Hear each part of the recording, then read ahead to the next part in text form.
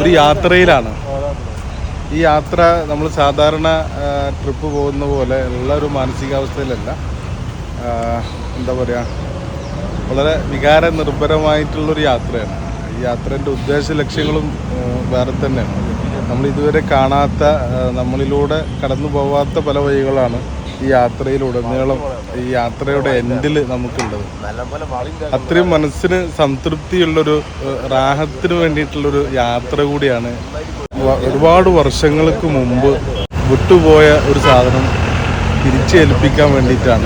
ഒരു അമാനത്ത് എന്ന് പറയാൻ പറ്റില്ല, ഒരു കടം തിരിച്ചേൽപ്പിക്കാൻ വേണ്ടിയിട്ടാണ് ഞങ്ങൾ പോകുന്നത്. അപ്പോൾ ഈ യാത്രയുടെ ഉദ്ദേശം തന്നെ ആ ഒരു സാധനം കൊടുക്കാൻ വേണ്ടിയിട്ടാണ്. ഞാൻ ഈ ഒരു സംഭവത്തിനെ കുറിച്ച് അറിഞ്ഞപ്പോൾ തൊട്ട് നമുക്ക് ഭയങ്കര കേൾക്കാത്തൊരു സംഭവമാണ്. ഞങ്ങൾ ആന്ധ്രയിലേക്കാണ് പോകുന്നത്. 50 വർഷങ്ങൾക്ക് മുമ്പ് നടന്നൊരു സംഭവത്തിൻ്റെ ബാക്കി പത്രമായിട്ടാണ് ഞങ്ങൾ പോകുന്നത്. അതിൻ്റെ ഒരു ക്ലൈമാക്സ് എൻഡാണ് ഞങ്ങളെ ഈ 2025 യാത്ര. ഞാൻ മാത്രമല്ല, എൻ്റെ കൂടെ 3 പേരുണ്ട്. അബ്ദുള്ളക്ക, ഷഫീല്, മുജീബ്. അബ്ദുള്ളക്ക, നമ്മൾ ഈ യാത്ര പോണത് ഞാൻ വിശദമായിട്ട് പറഞ്ഞിട്ടില്ല. ഒരുപാട് വർഷങ്ങൾക്ക് മുമ്പ് ഉള്ളൊരു സാധനത്തിൻ്റെ എൻഡ്, അതിൻ്റെ ഒരു ക്ലൈമാക്സ് പൂർത്തീകരണത്തിന് പോവാണ്. എന്താ പറയാനുള്ളത്?